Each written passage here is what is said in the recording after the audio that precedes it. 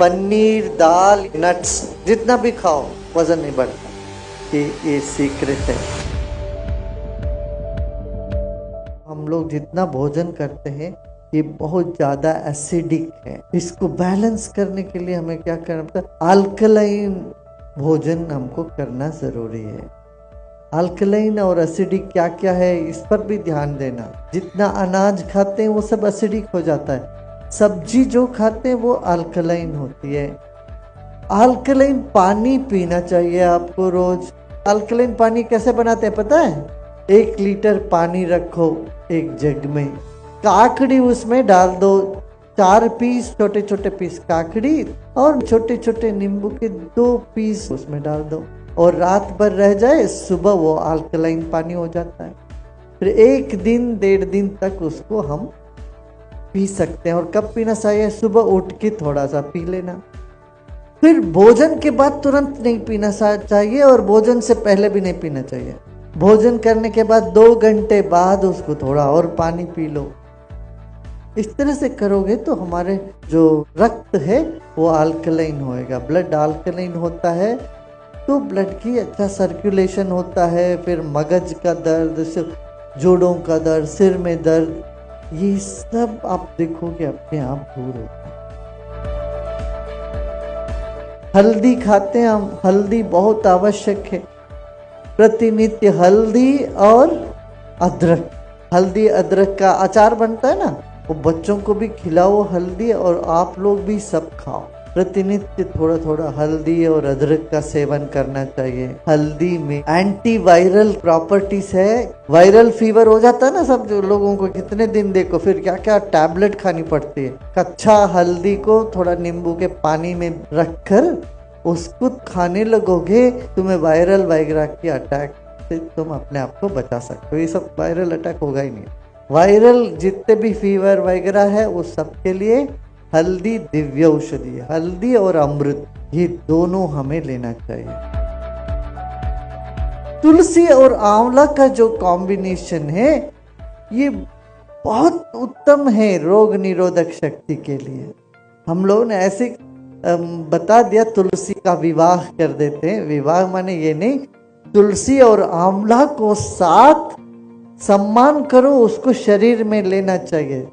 सिर्फ आरती कर देने से नहीं, तुलसी और आंवला का सेवन करो इस सीजन में। तब क्या होगा? ये सर्दियों में जुकाम के रिलेटेड कोई भी तुम्हें बीमारियां नहीं आए। कई प्रसाद बनते हैं उसके ऊपर तुलसी रखे बिना प्रसाद नहीं बनता बोलते हैं। क्यों? तुलसी में वो गुण है जो हमारे शरीर को बल देती है।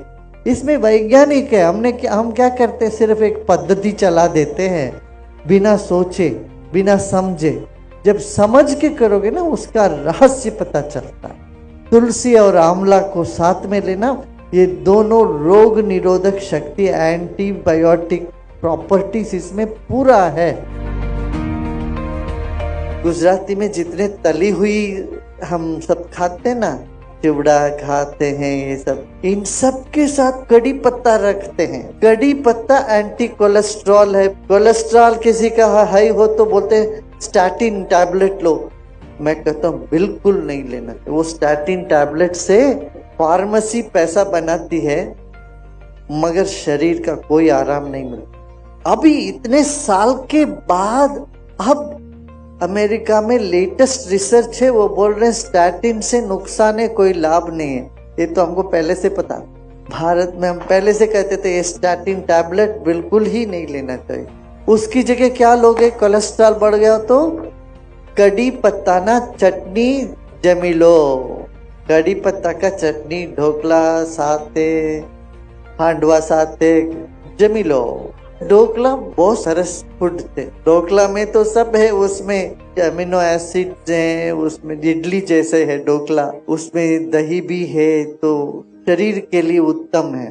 पर मीठा कम खाना चाहिए और सफेद चीनी तो बंद ही कर दो। आप लोग जहाँ भी कुछ करना हो गुड़ का ही उपयोग करना चाहिए या ब्राउन शुगर को उपयोग में लाना चाहिए, तब स्वास्थ्य ठीक रहेगा। देखो सब तली हुई पदार्थ के साथ हम कड़ी पत्ता डालते हैं क्यों? उससे तली हुई पदार्थों में कोलेस्ट्रॉल होता है और कड़ी पत्ता कोलेस्ट्रॉल को वहीं का वहीं खत्म करती है। इसलिए कड़ी पत्ता का चटनी हम सबको लेना चाहिए। सेजल है ना, सेजल डांटा जिसको कहते हैं सेजल, ये इतना उत्तम है। आजकल विदेशों में बहुत जोर से चल पड़ा सहजल। इतनी सी बोतल में इतनी सी सहजल पत्ते के पाउडर पुड़िया बहुत महंगी बिक रही है वहाँ, $30-35 बिकती इतनी सी सहजल के पाउडर। वो सरगवो की पत्ता जो है इतना बढ़िया है, आपके ब्लड में जो जो चीज चाहिए वो सब सरब के पत्ता में है। वो सरब को खाना बहुत सबको खाना चाहिए। और सरब को नहीं मिलता तो ऊर्जा टैबलेट बनाए अपना आयुर्वेद में।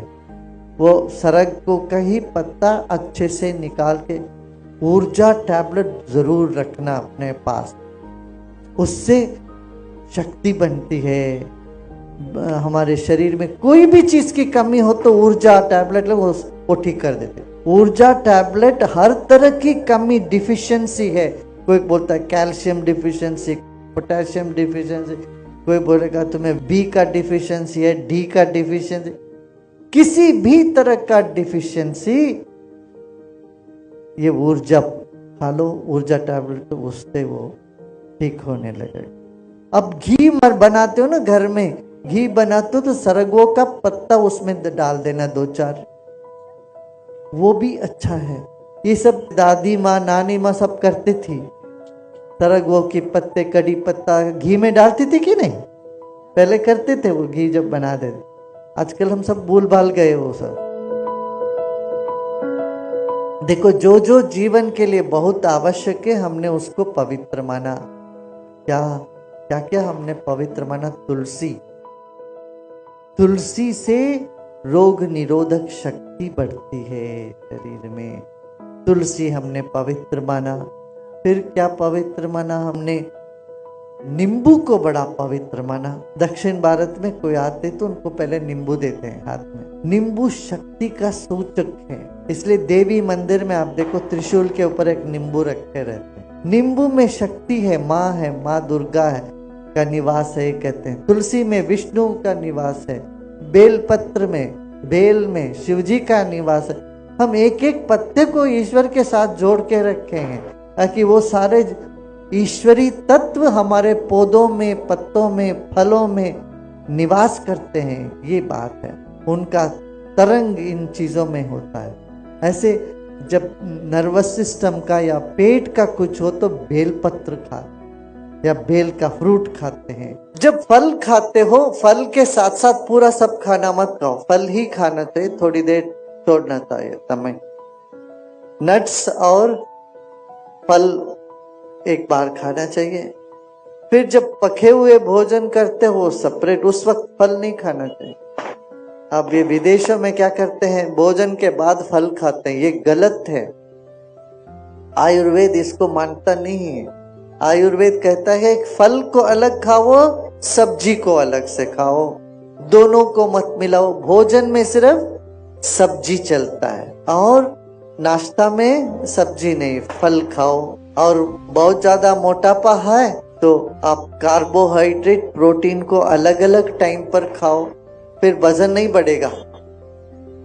माने एक टाइम दाल खाना चाहिए, दूसरे टाइम रोटी खाना चाहिए। चावल रोटी के साथ दाल नहीं मिलाना, पनीर नहीं मिलाना। पनीर, दाल ये सब प्रोटीन है, नट्स, इसको अलग से खाओगे और चावल अलग से और रोटी अलग से खाओगे तो वजन नहीं बढ़ेगा। जितना भी खाओ वजन नहीं बढ़ता। ये सीक्रेट है। तो इस तरह से भोजन का हम ध्यान दें, फिर हम निरोगी बने रहेंगे। और आरोग्य ही जीवन का सबसे अच्छा धन है। हम सब ये संकल्प लें, घर घर में आयुर्वेद पहुंचे, लोग निरोगी रहे। तो अब हम जो भी हम लोग यूज करते हैं स्नान करने में, सब आयुर्वेद की तरफ मुड़ना चाहिए। देखो शरीर में सबसे बड़ा ऑर्गन है हमारा स्किन। इस पे जितना केमिकल वाली सब हम साबुन वाबुन लगाते हैं, वो केमिकल अंदर धीरे धीरे जाके फिर अपना शरीर में स्वास्थ्य को बिगाड़ देता है। इसलिए हमें लौट के आयुर्वेद पर अपना ध्यान दें, आयुर्वेद की तरफ चलें। शरीर के भीतर बाहर सब आयुर्वेद का ही हम उपयोग करें।